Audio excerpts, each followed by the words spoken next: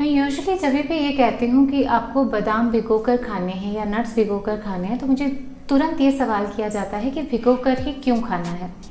तो जब हम हमारे नट्स एंड ऑयल सीड्स भिगोते हैं, इसके फ़ायदे बहुत बढ़ जाते हैं। अब ऐसा क्यों? क्योंकि जो हमारे नट्स एंड ऑयल सीड्स हैं, ये बेसिकली ड्राइड फ्रूट्स हैं और इन्हें जब हम भिगोते हैं, इन्हें सो करने के बाद में ये इन अ वे एक लाइव फूड बन जाते हैं। तो इनकी जो न्यूट्रिशियस वैल्यू है ये एक तरीके से एम्पलीफाइड हो जाती है बिकॉज ऑफ सोकिंग देम। दूसरी चीज़ ये होती है कि जब हम ये नट्स एंड ऑयल सीड्स को, जैसे बादाम हो गया, आपके वॉलनट्स हो गए, पम्पकिन सीड्स हो गए, इन्हें जब हम भिगोते हैं तो नेचर ने इनके ऊपर एक कोटिंग बनाई होती है ताकि ये बहुत ही प्रोटेक्टेड रहे, because these are seeds, right. ये सीड्स जब पानी से जुड़ते हैं तो ये फ्लरिश होते हैं, ये ब्लूम होते हैं।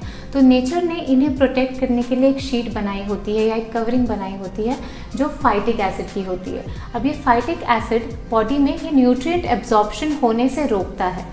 अगर आप यूं ही खाते हैं कोई भी नट को, तो this phytic acid will not let the body absorb all the nutrients out of that nuts. तो जब हम इसे भिगाते हैं तो फाइटिक एसिड का जो प्रोटेक्शन है ये इन अ वे वॉश आउट हो जाता है और बॉडी को nutrients nuts and oil seed से बेहतर मिलने लगते हैं। इसके अलावा नट्स एंड ऑयल सीड्स में टैनिन्स होते हैं। ये जो टैनिन्स होते हैं ये कई न्यूट्रिएंट्स के एब्जॉर्प्शन होने से रोकते हैं और इसी के कारण ये धुलना या ये नट्स एंड ऑयल सीड्स में से निकलना बहुत ज़रूरी है। तो जब हम नट्स एंड ऑयल सीड्स को भिगोते हैं तो टैनिन्स भी उनमें से वॉश आउट हो जाते हैं और जो न्यूट्रिएंट्स हैं लाइक आयरन, जिंक, ये और अच्छे से हमारी बॉडी के लिए अवेलेबल हो जाते हैं। Also, one of the very important factors is this that when we soak the nuts and oil seeds, जब हम इन्हें एक भिगोए हुए तौर पे लेते हैं तो इनका एब्जॉर्प्शन और एसिमिलेशन बॉडी में एक बेहतर और आसान तरीके से होता है।